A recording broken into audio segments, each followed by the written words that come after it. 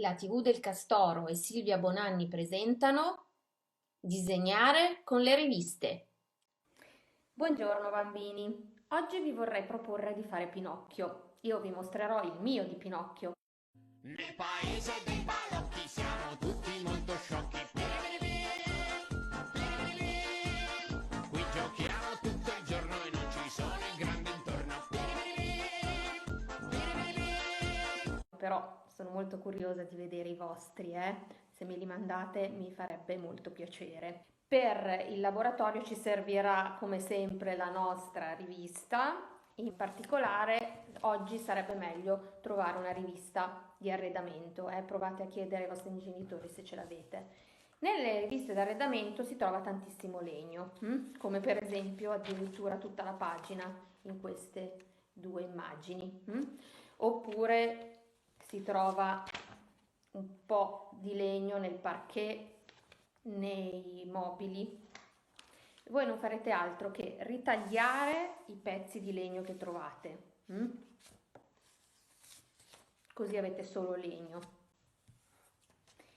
Se non lo trovate, non c'è problema, le pagine delle riviste sono coloratissime, troverete delle pagine marroni color legno. Dopodiché non farete altro che fare tante strisce Per fare le gambe, le braccia e il naso di Pinocchio. mentre per la testa vi consiglio prima di fare un bel cerchio con una pagina qualsiasi, poi di incollarci sopra tutti i pezzi di legno e con le forbici ritagliare il cerchio fino ad ottenere un cerchio fatto solo con il legno. Per fare il vestito di Pinocchio scegliete la carta che volete, io ho scelto questa a righe e quindi ho fatto la t-shirt e i pantaloncini.